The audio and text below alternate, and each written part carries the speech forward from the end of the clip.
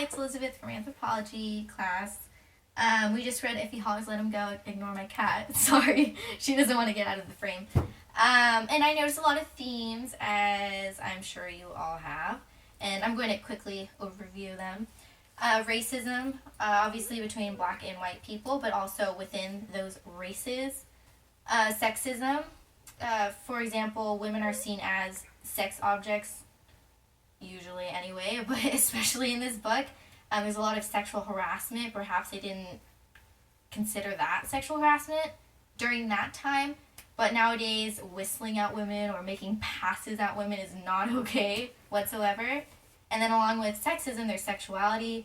They're very descriptive about the women's body. For example, how Bob describes Madge as a very sexual person. I also found it interesting how at the beginning of the book he felt a shiver because of his nightmare. It came from fear, but somehow it morphed into something sexual.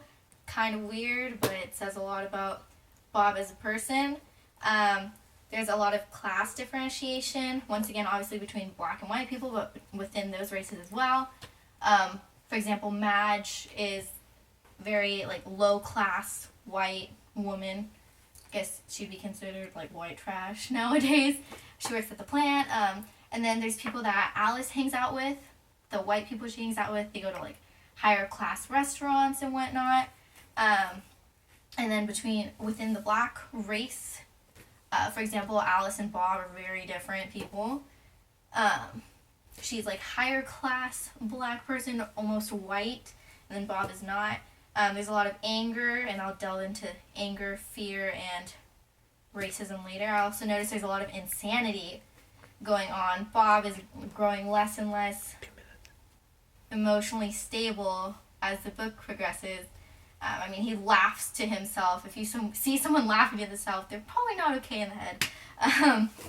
And yeah, he's often thinking about murdering and raping people, which is not normal. But enough of that. I'm going to delve into something that I found interesting, I guess, from a more psychological viewpoint. I noticed a kind of a pattern, a cycle between, I made a nice poster, racism, fear, and anger. It kind of just loops.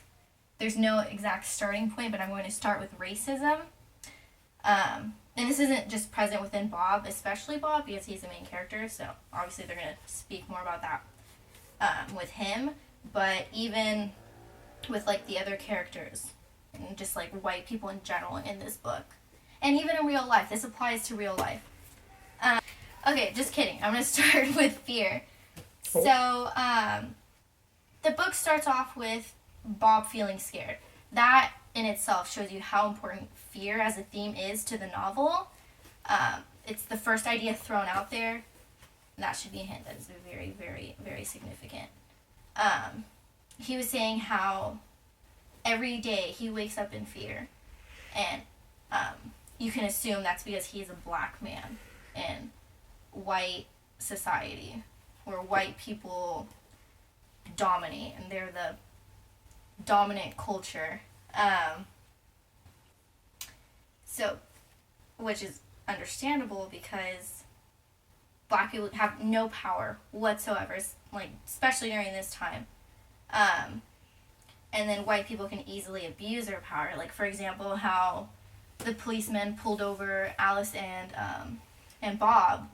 They could not care what Alice and Bob had to say about their position in society and how they are respectable black people. They just roughly threw them into jail. And they had to pay themselves to pay their bail, sorry. And basically, his fear morphs into anger. He's angry because he has to be so scared every single day of his life. He is stripped of his rights. He has no power whatsoever. He can't live the life that he wants. He feels stuck because of the fear that he feels every single day. Because of that, he often says that he wants whatever white person he is dealing with, for example Johnny, he wants them to feel his pain he wants them to feel how scared he feels every single day. And then I'm cutting out of time, sorry. I'll try to rush. Okay, but yeah, that anger stems from fear, which stems from racism. Racism causes him to feel fear. And then he's angry, which makes him assume that all white people are the same. He always says he hates white people in general.